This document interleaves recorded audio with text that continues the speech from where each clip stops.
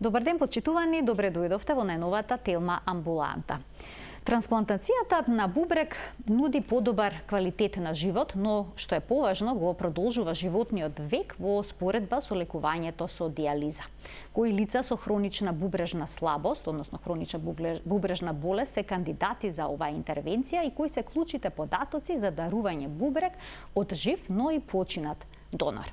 Денеска за трансплантацијата на бубрек ќе зборуваме со доцент доктор Сашо Дохчев, хирург-уролог, директор на клиниката на Универзитетската клиника за урологија во Скопје. Докторе, добре ни дојдовте во студиото на Телма.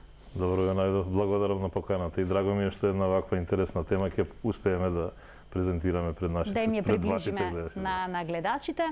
Ви имате долгогодишно искуство во оваа хумана професија.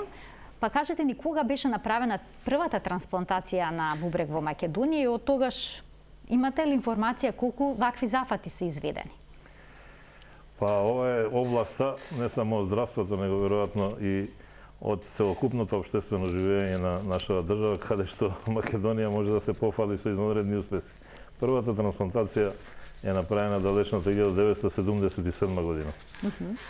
Од раководство на тогашниот директор доцент доктор Иван Влашки и во оној период до 96-та година, еве во тој период сум јас од 90-та година навака учесник како многу млад доктор, како член на тимот, се направива прилично мал број на трансплантации, да кажам 35, спорадично по секоја календарска година поодделно и до денешен ден се направени 510 трансплантации, од кои се 65 од кадаверични донори, како што ги споменавте пред малку. Посебно бројот на кадаверични трансплантациите се направени во последниве неколку години, конкретно од 2014 година навака, а последниве неколку години па интензивиран бројот на овој вид на трансплантација и што е многу специфично и тоа да го споменеме, минатата година иако во услови на ковид, значи во рестриктивни услови, со строги протоколи, кога и нашиот центар, за жал, мораше да го дадеме за потребите на ковид пациентите на колегите од интензивна нега, а работиме ги сместуваме пациентите во нашите два апартмана кои се наоѓаат на нашата клиника. Успеавме да направиме 28 трансплантации, тоа е огромна бројка на трансплантации, од кои за прв пат во историјата на македонската трансплантација на бубрези 16 се направени од кадавер во една година. Што значи дека поголем број на кадаверични трансплантации од living donor трансплантации од жив донор. Што беше до неодамна обратно? Да, нашата бројка е толку голема благодарение на пациентите кои ги трансплантиравме од жив дарител. Значи тие се многу поголем број, иако само 65 се досега од кадавер, али грото се од последниве неколку години. Сметате ли дека на овој начин со трансплантација од кадавер ќе успеат сите пациенти, односно поголемиот број од лицата што имаат потреба за бубрек, да го решат тој проблем со трансплантација? Па, да ви кажам искрено и не само јас, треба да се форсира кадаверичната трансплантација. Не дека и трансплантацијата од жив дарител не треба да се работи, меѓутоа трансплантација од жив дарител е многу поодговорна, затоа што органот кој го земате, тоест бубрегот, се зема од здрав човек, тој не е пациент. Така. Значи при секоја операција ризиците се компликациите се секогаш постојат да се случат. До сега немаме за среќа некои сериозни компликации кај донорите, така да одговорноста е многу голема. Со императив да малтене 100% биде успехот кај трансплантираниот пациент, затоа што земате здрав орган, го пресадувате кај пациент кој бубрегот едноставно мора да функционира. Кај кадаверични трансплантации и да не успее некојаш трансплантацијата, одговорноста е многу помала, не дека не чувствуваме одговорност, меѓутоа некако ни е полабава ситуацијата. Така да, и апел до граѓаните да токму и оваа емисија наша е со цел во насока да го поттикнеме орган дарителството. Значи после нашата смрт треба да се даруваат органите. Навистина затоа што тие спасуваат понатака животи. Еве, ова е одлично што почна и колегите од минатата година да кардиохирурзите да трансплантираат и срце, па се надевам дека и колегите од абдомен ќе почнат да трансплантираат црн дроб и панкреас, па бели дробови, тоа е малце потешко, меѓутоа Треба да се форсираат веќе да се форсира мултиорганската трансплантација. Така да се покрене свеста зашто повеќе луѓе да се одлучат на ваков чекор по нивната смрт, колку станува збор нормално за мозочна смрт, мозочна смрт, тоа е дефиниција за смрт, да. Тоа е дефиниција за смрт и тука веќе пациентот е мртов. Тоа е смрт. А кој жив донор може всушност да даде бубрек некому? Кои се критериумите, докторе? Тоа е строго дефинирано во закон, тука нема што да се импровизира или да се кажува, тоа е секојаш членот на најтесното семејство. Значи членот на најтесното семејство може да биде Што подразбирате под најтесно семејство, крвна врска? Најтесното семејство, да, крвната врска е пред се и фамилијаната врска. Не мора да бидат во крвно сродство. Значи може да биде, да кажеме, ајде, баба на зет, да кажеме, или сна на девер, или некако... Или сопруга на сопруг? Сопруга на сопруг, така е, сопруга на сопруг или обратно. Поише сопруга на сопруг, повеќе даруваат сопругите. Да, што е интересно. Така да, значи најтесното семејство. Најтесното семејство. Ако ви интересира, можам да ви кажам, имаше некојаш и прашања, доаѓаат пациенти прашуваат сакам да дадам бубрек или така, тоа е неможно. Не само во нашата Значи доколку сакаме на некој пријател да му дадеме бубрек, тоа не е возможно? Не е возможно, да. Не е возможно, тоа е закон забрането, да кажам, бидејќи на тој начин можеби подсвесно има некои други идеи, да кажам, со ајде да наречам трговија со органи, аме со должничко-доверителни односи можеби да се создадат. Така да тоа е забрането секаде, не само кај нас. Дали возрасно лице може да даде бубрек за своето дете? Да речеме татко, мајка на дете му? Да, тоа е најчесто.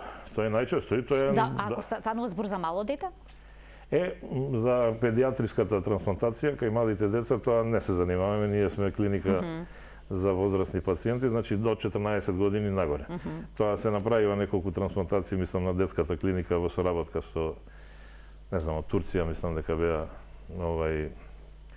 дојдени детски хирузи. Така да за тоа не можам многу да говорам, бидејќи има посебна клиника за тоа. Посебна клиника која би требало да се занимава со тоа. А за возрастните, да, од 14 години нагоре, тоа се најдобри можности кога најблиските роднини, да кажеме родител на деца, даваат најслични се, во смисла на отфрлање на... А се случува ли дете на родител да даде или е тоа поретко? Не, тоа е, и не треба да се случува. И не треба да се случува, тоа е грефија на некој начин да се земе од млад човек, здрав човек, млад, еден орган, а да се даде на возрастен родител. Тоа е, можно е, меѓутоа не треба да се... Значи во вашето искуство такво нешто... Па не само моето, него тоа е воопшто. Така е прифатено и во Европа и во светот да децата не треба да даваат на своите родители затоа што постои можност за кадаверична трансплантација. Затоа што овој млад човек се рачуна дека има живот пред него 30, 40, 50 години, не треба да биде оштетен на некој начин со земањето на органите. А што е со бабата и дедото, кои што се возрастни лица? Можат ли возрастни лица да донираат бубрек со оглед на тоа дека функцијата на бубрегот со текот на годините се намалува од бубрегот?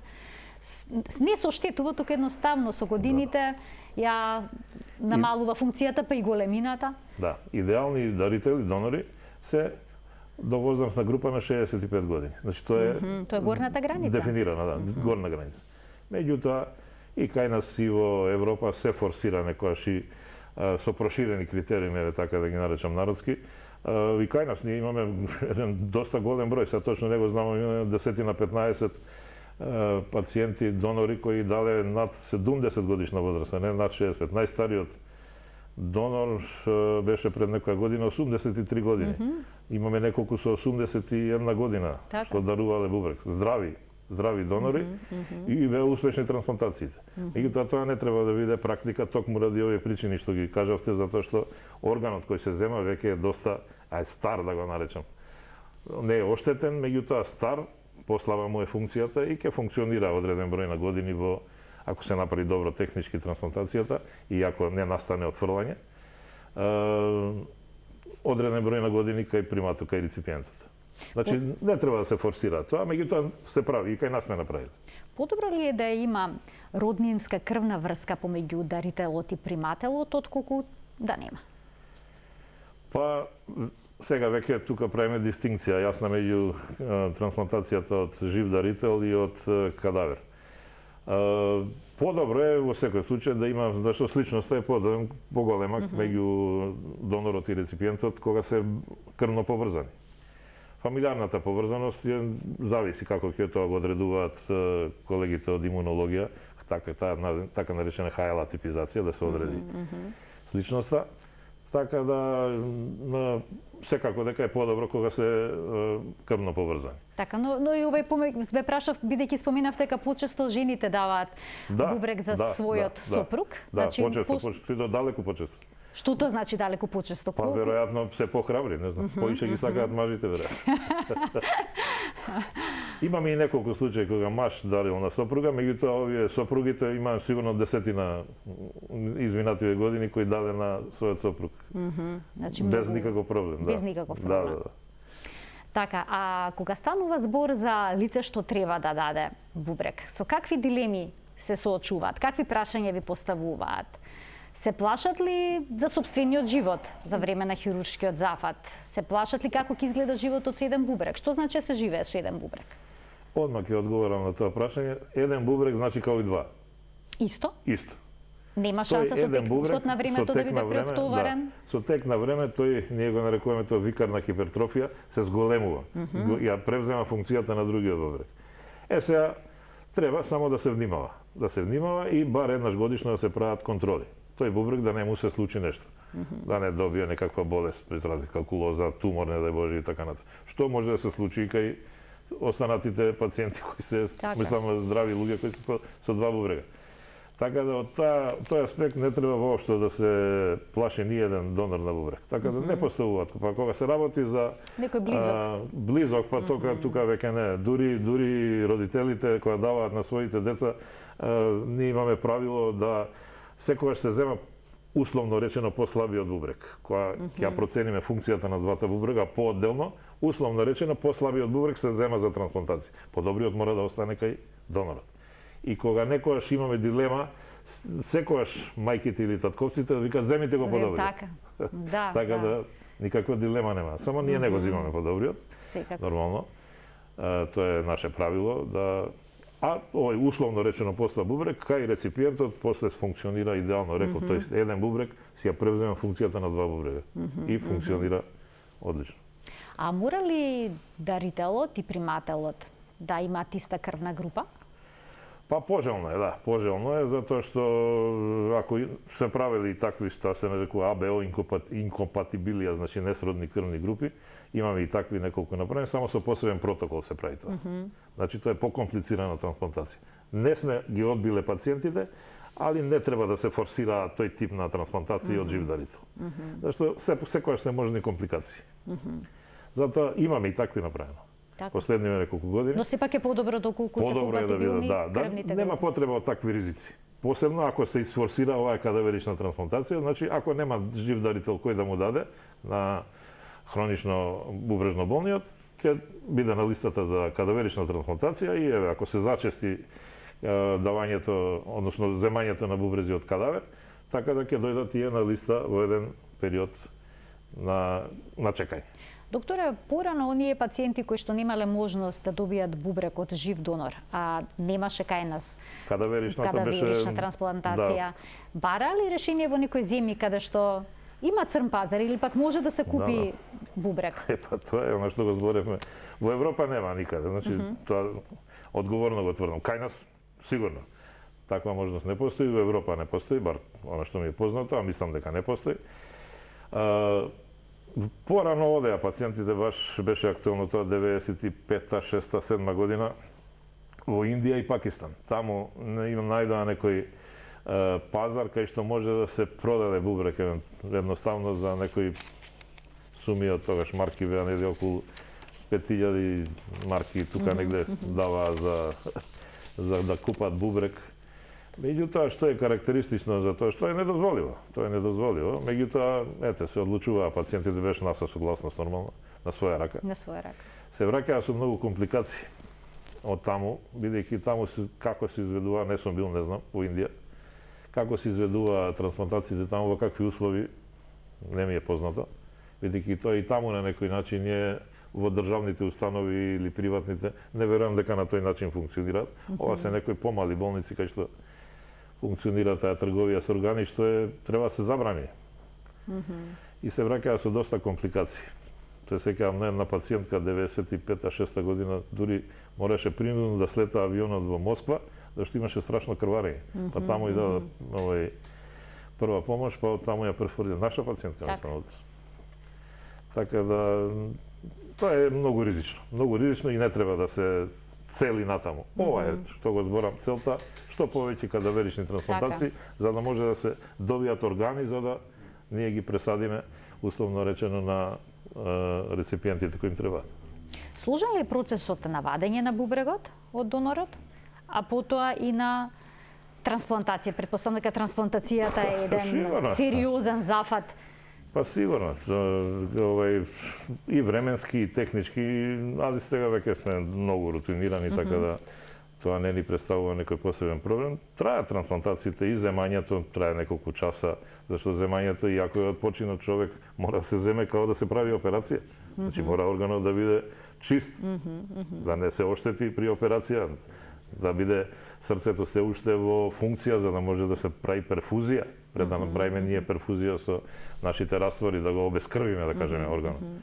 Така да трае сигурно неколку сати, а трансплантациите една по друга, бидејќи ги работиме, траат по 4 до 5 сати секој од нив. Така да долг еден процес напорен. Меѓутоа, ние сме работиме во специфични услови затоа што кај нас се земаат, во нашата клиника, да кажем, кај нас се земаат брезите и ние ги трансплантираме. А да сме членка некоја, као што Евротрансплант, не мора, ако се земаат кај нас бубрезите, бидејќи соработката е возможна меѓу земјите, не мора да бидат кај нас трансплантациите, органот може да отиде, да кажеме, у Загреб, у Берлин, така да, или да дојде органот таму. Од некое друго место, така. И тоа е по-олеснителна околност, зашто вака е многу тешко. 3 операции одеднаш да се прават, тоа е многу тешко.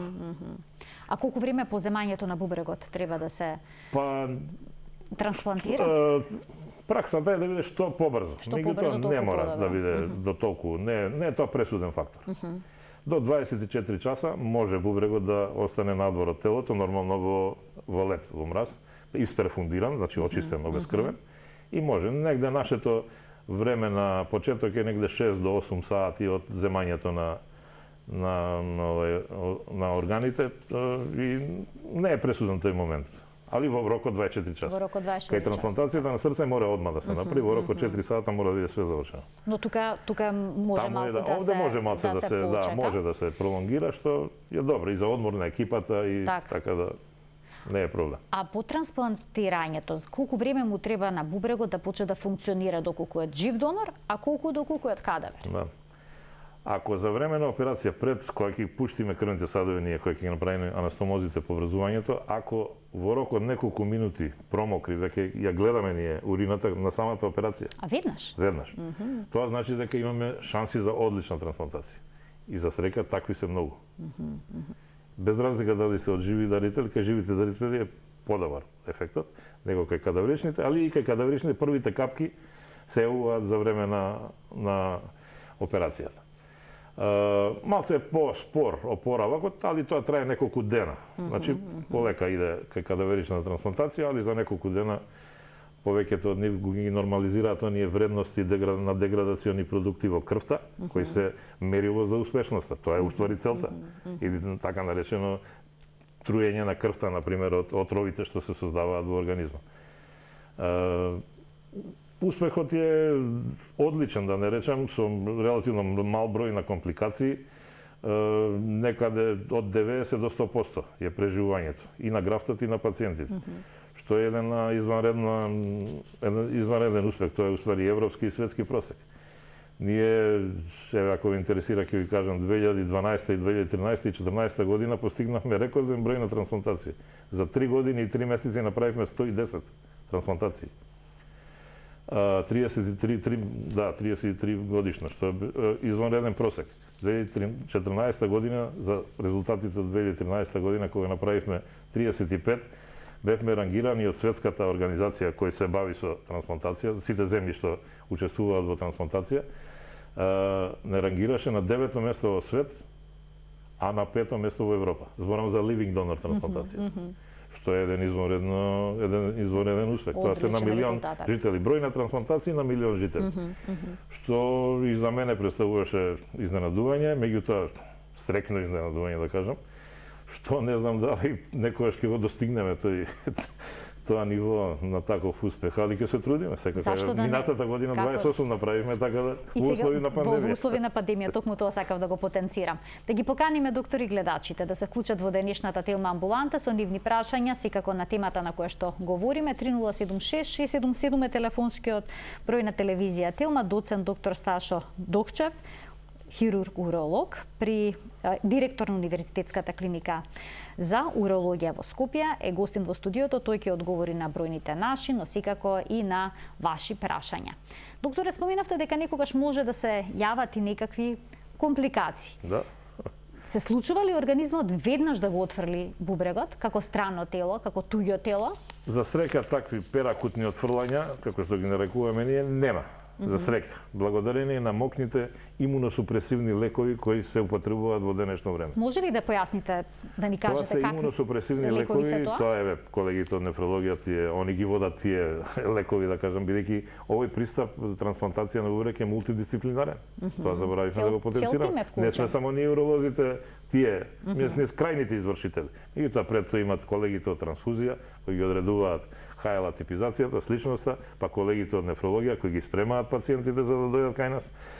После тоа ги така менаџираат тераписките дози на лековите, колегите од анестезија исто ни се тука, така да мултидисциплинарен пристап, една организација која мора да функционира малтене безпрекорно, за да биде успешен целокупниот процес на трансплантација. Тие имуносупресивни лекови се многу ефикасни во денешно време, последните, да кажам, 15-20 години сигурно.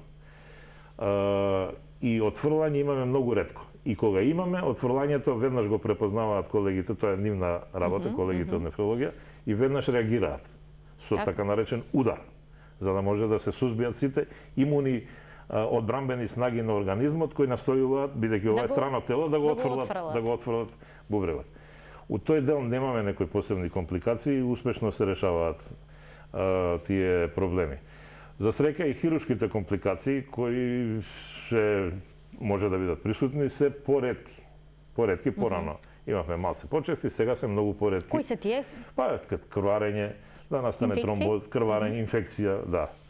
Инфекција на рана сме имале, не е дека не сме имале, али инфекција внатре во ложата е тоа е она што не сме да загрижува. Крварење сме имале неколку пати, за среќа брзо реагираме, одмах хитна операција у сала за да не поради крхкоста на крвните садови, посебно кај пациенти кои се подолг период на дијализа.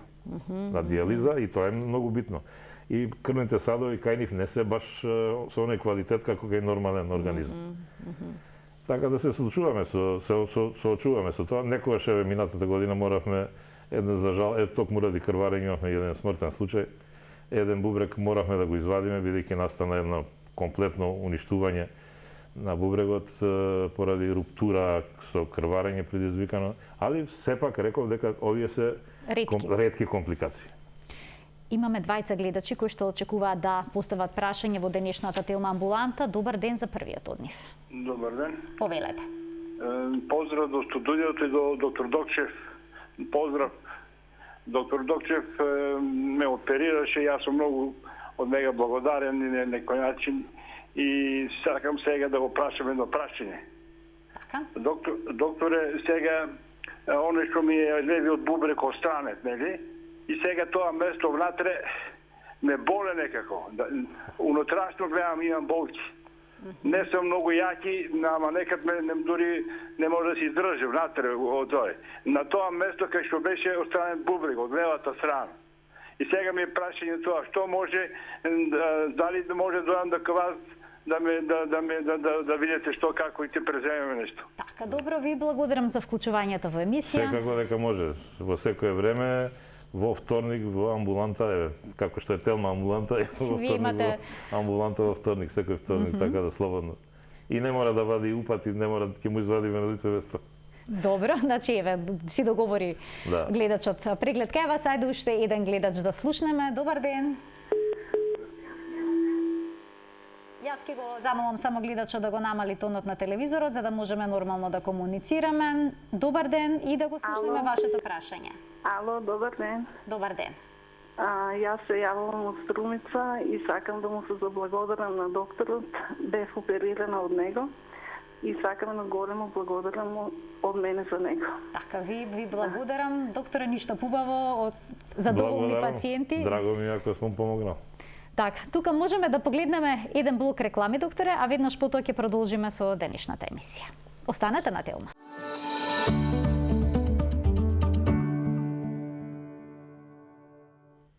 Продолжува денешната Телма амбуланта, зборуваме за трансплантација на бубрек со доцент доктор Сашо Догчев, хирург-уролог, директор на Универзитетската клиника за урологија. Доктор, имаме гледаш да го дадеме предност, а веднаш потоа продолжуваме со предвидениот концепт за денеска. Добар ден за него.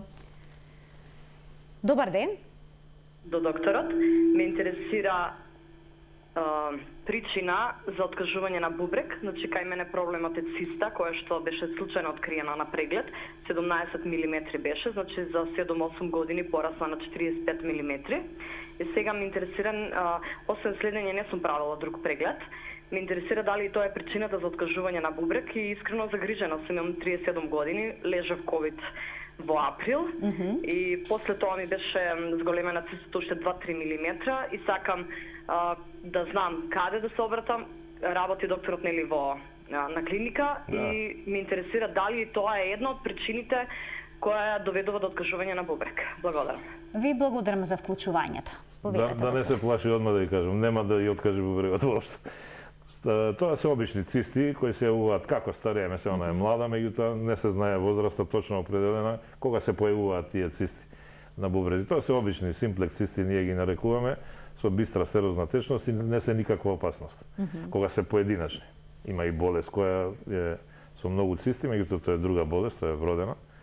Кај гледачката, кај пациентката, да ја наречам, овие цисти нема да ја направат никаков проблем. Една беше, мислам, една спомена. Една циста која што расте. Една која што расте, да, нема. Ние тие цисти ги оперираме кога ќе дојде време за тоа. Што значи тоа? Значи ако растат прогресивно и ако го оштетуваат бубрежниот паренхим, ткивото на бубрек.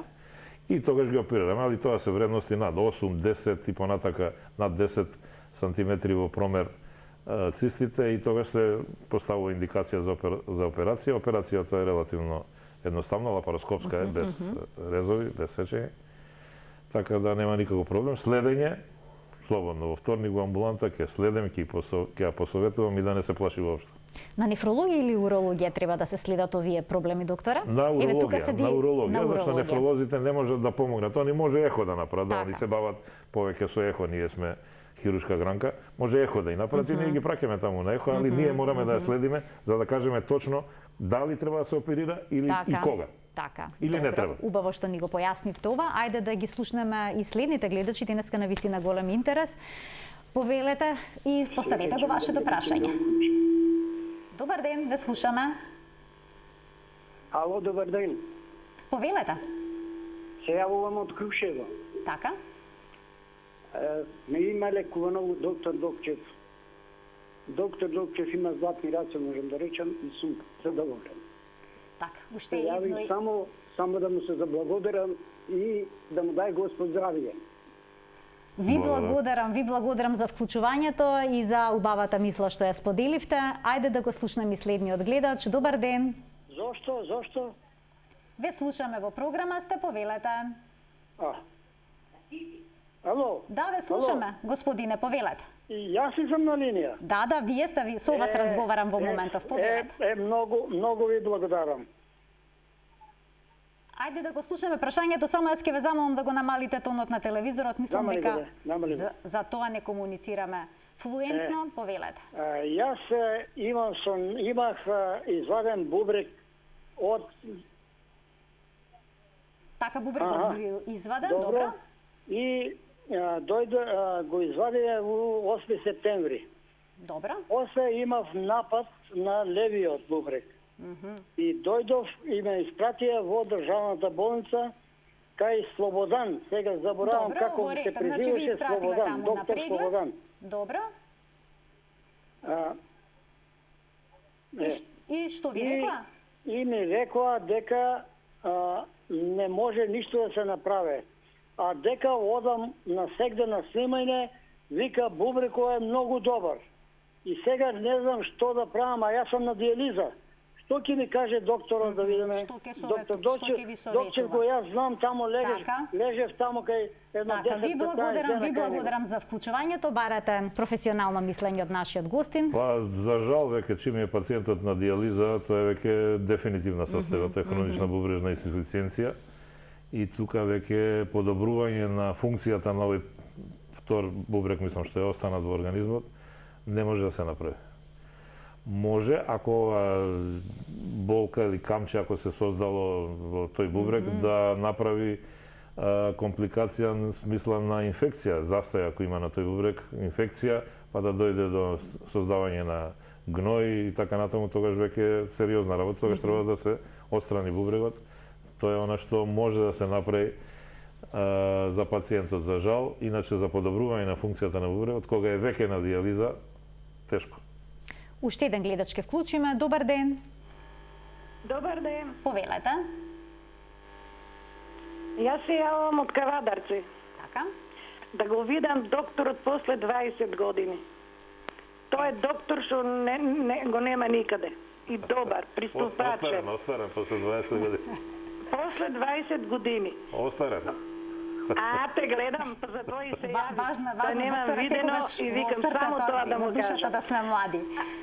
Ме памтите, може, ние бевме со сопругот. Така, значи се јавивте само за да го поздравите, предпоставувам, да го поздравам докторот. Така, ви благодарам за вклучувањето. Ви благодарам за вклучувањето. Ајде да го слушнеме и следниот гледач. Добар ден. Ајде, добар ден. Повелете. Да прашам сакам вака. Дали поголем е ефектот за трансплантација на бубрек од жив човек или од, да речеме, дали од мртов се ваѓа или како тоа? Така, или од починат донор. И уште едно прашање, само нека ме одговори па да додадам прашање. Добро. Уште и следното прашање ќе ве замолам да го поставите, бидејќи нема да има простор во интерес на времето. Добро, сакам да кажам да не почнат да требаат луѓе за да ваѓаат бубрези, пошто на запад се прескапи тие органи, срце, ваму, таму. Разбираш, веќе може да... Да, се јасно, добро, ви благодарам за вклучувањето. Кажавме малце претходно, споменавме дека од дарувањето на орган од жив дарител има нешто подобар успех, ама тоа е минимален, минимално подобар успех отколку земањето на органи од кадавер, така да практично да нема и некоја разлика посебна. Некој процент е до 10%, али тоа е занемарлив во однос на ефектот кој се постигнува. У тој дел нема дилеми дека кадаверичната трансплантација треба да се форсира. Ја и преска кажав дека најодговорно тврдам дека во нашава држава криминал околу трговија со органи не постои, нити пак ќе постои. Тоа го нема ни во Европа и тоа одговорно го тврдам.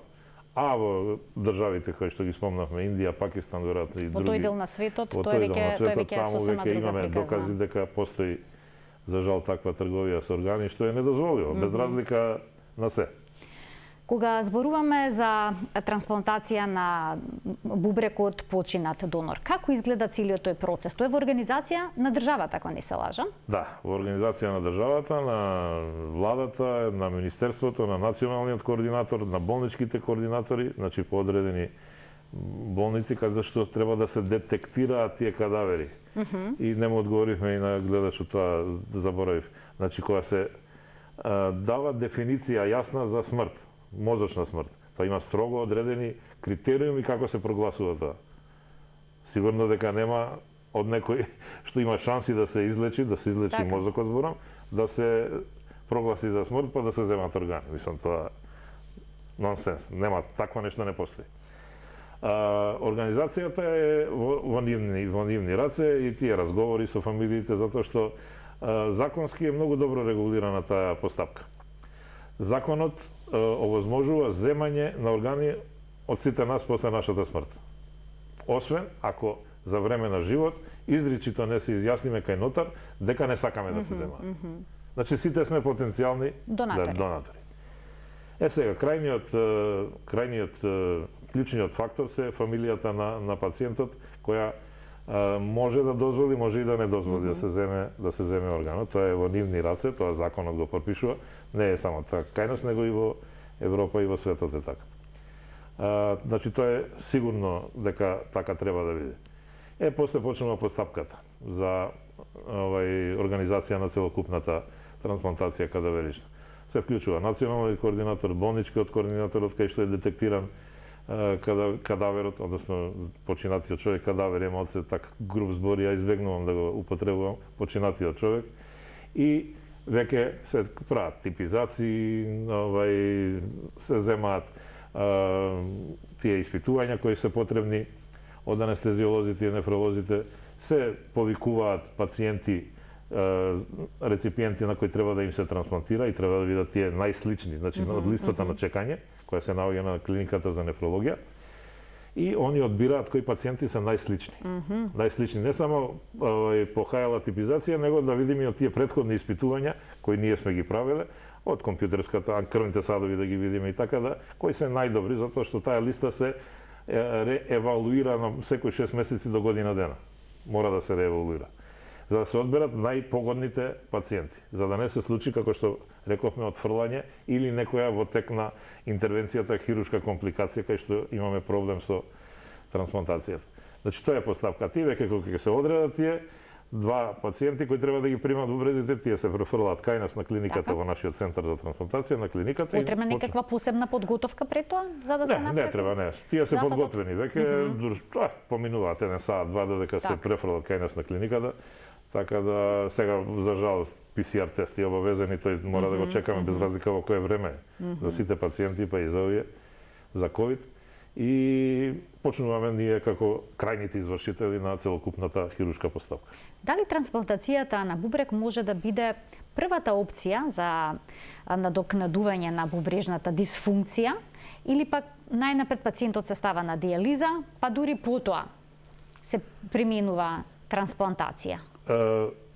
Пациентот веќе кога исто колегите од нефрологија проценка прават кога се настапува таа хронична бубрежна инсуфициенција. Значи тоа е нивна проценка и од тогаш почнува размислувањето за трансплантација.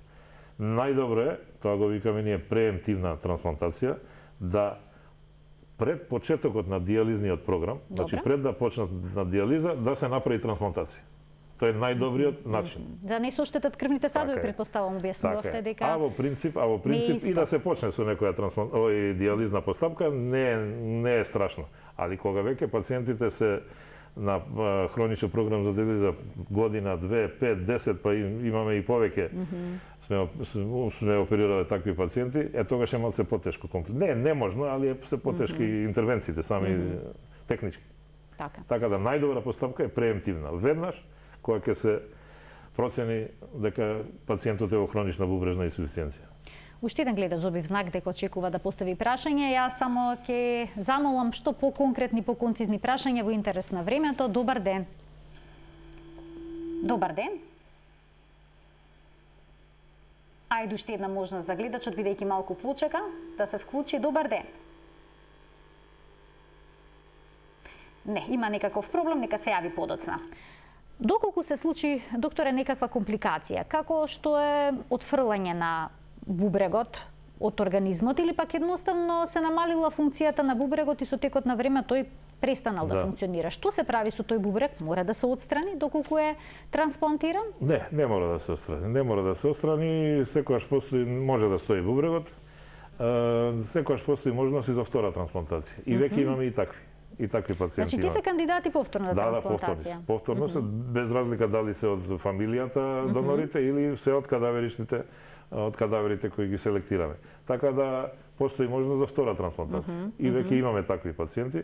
Бубрегот се отстранува ако прави проблеми, ако е инфициран, например, ако е жариште на инфекција, тој бубрегот што престанал, трансплантиран бубрек, што престанал да функционира. Значи, тој се отстранува само кога има компликации, у смисла на инфекција. Па ние имавме, скоро беше пред некоја година, се разви тумор на тој бубрек, карцином на бубрек, што е реткост во денешно време. Еве, моравме да го извадиме, да го страниме тој бубрек, трансплантиран пред X години, кој создал тумор на паренхимот.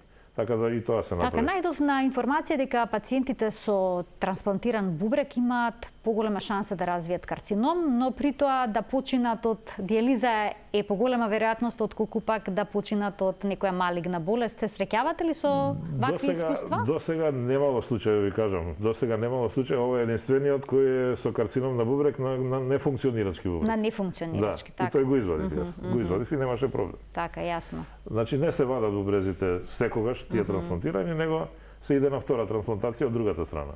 Еве кога се прави трета трансплантација, тогаш мора да се извади еден бубрек за да се направи место, бидејќи трансплантираните бубрези не се трансплантираат на своето место лумбално, него во малата карлица. Зошто тоа така? Тука е погодно место за трансплантација. Зашто? А се отстранува нефункционирачките? Не се отстранува, се отстранува понекогаш. Не сите. Се отстрануваат предмалку ги споменав овие полицистични бубрези, значи кога има некаков проблем. Кога има проблем, тие растат огромни и создаваат проблем. Така. И инфекции, крварења, таму може тумори да се јават. Тие се отстрануваат. Убаво е да се отстранат пред трансплантација. Меѓутоа, еве, конкретно се сетив сега на еден случај, кај што направивме трансплантација, и тоа беше пријател на мојот брат, не ги извади бубрезите претходно, тие големи полицисти, направивме трансплантација, еве, минатата година му го извадив едниот бубрек, неговиот, нативен бубрек, сега и другиот, така да, али веќе он со трансплантиран бубрек. Така, така. Двајца гледачи очекуваат вклучувања. Ја повторно ќе упатам молба да бидат кратки, концизни прашањата. Добар ден. Добар ден. Повелете. Ало? Ве слушаме во програма, сте повелете. Добар ден. Сакам да го прашам докторот. Јас сум на 73 години возраст. Имам шеќераш. На двата бубрега цисти. И на двата бубрега имам аденоми. И сакам да се советувам со докторов. Одам на нефрологија на Така, таму одите на контроли? Клиника, да, на контроли. Меѓутоа би сакала и негово мислење да слушнете. Што тој вели за оваа ситуација? Ви благодарам за вклучувањето. Повторно бенигни заболувања. Ако е функцијата на бубрегот добра, колегите од нефрологија сигурно процениле на бубрезите, мислам, не на бубрегот, нема потреба никаква паника. А аденоми сега има аденоми дали мисли на надбубрежните жлезди или аденоми на бубрек се многу ретки. Многу ретко. И да ги има се многу ретки и бенигно е. Бенигно заболување. Значи без никаква опасност, а аденоми на надбубрежни жлезди тоа е друго нешто. Ако се активни хормонално, треба да се оперираат. Ако не се, може и да стојат. Така, бидејќи прават проблеми некогаш и со крвниот притисок, ајде да го слушнеме и следниот гледач. Добар ден. Добар ден. Повелете. Докторе, на ехо преглед интернет покрај другото ми најде и бешика со нерамни зидови со суспектна инфламација. Дали за тоа би можел кај вас да се јавам? Да, слободно. Ништо невообичаено, тоа веројатно проблеми имате со простатата од потешко мокрење, така да веројатно е од тоа, али да видиме. Ништо не е страшно, да не се гирате. Така, го смиривте гледачот, верувам. Доктор, има ли пациенти кои што не се кандидати за трансплантација на бубрек и покрај тоа што имаат потреба за неа? Да, за жал, доста има пациенти, не знам точната бројка, меѓутоа голем број има што се на хроничен програм на дијализа во нашата држава. Не знам колку се, мислам дека активната листа за кадаверична трансплантација што чекаат за трансплантација, негде околу 80 до 100 пациенти, мислам дека тоа, ви реков, тоа е листата е таму на клиниката за нефрологија. Меѓутоа има поголем број што се на хроничен програм за дијализа, кај кои колегите од нефрологија процениле дека не може да се прави трансплантација. Во смисла на нивната општа здравствена состојба, возраста и така натаму. Така да тие за жал би останале на хроничен програм на дијализа. Дијализата е тешка поставка, макар да има луѓе кои што живеат долги години со дијализниот програм. Али е многу оптеретувачка, знаете, секој втор, трет ден да седите по 4-5 сати на... Така, тоа воопшто не е едноставно, па и... Да можете да бидете врзани за градот во кој живеете, да не можете да идете на викенд, на летовање, на било каде, мислам, тоа е... И самата дијализа не може да ја замени целокупно функцијата на бубрегот. Квалитетот на животот е онаа категорија што сега многу се посветува внимание и во Европа и кај нас веќе почнува. Квалитетот на животот треба да е приоритет при лекувањето. А неспоредлив е ефектот на трансплантацијата со дијализниот програм. Колку може трансплантираниот бубрек да функционира? Еве јас најдов некаде во светот најдолго функционирање 30 забележано е 35,5 години. Да, така. Кај нас како Кај нас се рачуна да секое преживување и на пациентот и на графтот над 5 години е извонредно успешно. А веќе имаме ние пациенти кои се и над 10 години трансплантирани, дури имаме и над 20 трансплантирани. Така да колку што е подолго, толку е подобро нормално. Али во услови кога еве се зголемува бројот на кадаверични трансплантации, не е тоа некој пресуден фактор, така да постои можност и за втора трансплантација, па и за трета трансплантација, кај истиот пациент. Еве во Загреб, која бев последниот пат, они се па Загреб, Хрватска се лидери во светот за кадаверична трансплантација. Пак зборам на број на жители. Кај нас веќе видов пациенти со трета трансплантација. Значи кај нас има со 3 трансплантации. Со 2 има кај нас, веќе можеме една е на повидок и трета да биде. Што веќе сме добри во таа насока. Значи имаме можност да помогнеме на пациентите. А колку потоа трае опоравувањето по трансплантацијата? Хоспитализацијата, да кажам, кај нас е негде од 2 до 3 недели, тука некаде. Порано беше без 7 месец пациентите практично не си одеа дома, меѓутоа сега скративме таа хоспитализација е негде околу 15 до 20 на дена, максимум. Тука некаде е бројот на болничките денови. Потоа нормално има малце постапок режим на живот во првите неколку месеци. Да не се случи некоја инфекција, да не се многу комуницира со посебно во услови на ковид со останатата популација, со друштво да кажам. И битно е тоа да се каже дека во првите неколку месеци таа имуносупресивна терапија е доста интензивна, за да не се случи некој отфрлање. Како проаѓа времето, имуносупресивната терапија се намалува, дозите се намалуваат и пациентот е послободен во комуникацијата. Но мора таа да се зима редовно, не сме се прескокнува за да доживотно за да не дојде до отфрлање на бубрегот. Да, али е све помала и помала. И организмот го прифаќа све повеќе и повеќе тој трансплантиран бубрек. Значи првите неколку месеци, така им викам јас на пациентите кои ги пуштам дома, првите 3 месеци да бидете внимателни. Значи да нема многу комуникации со луѓе, посебно во овој период.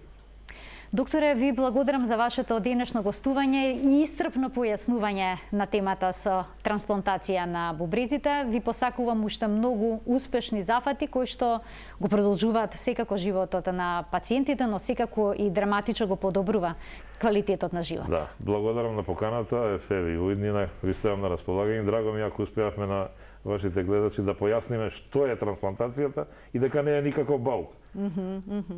Дека треба да се примени оној концепт за органодарителство. Затоа што органот нема поголем чин на човеколюбие од тој податок на органодарителство. Така да охрабриме што повеќе гледачи да се одлучат на еден таков чекор. Така е. Ви благодарам за гостувањето. Благодарам. Почитувани, тука ја заокружуваме денешната емисија. Ви благодарам за вниманието со кое што не следавте. До гледање.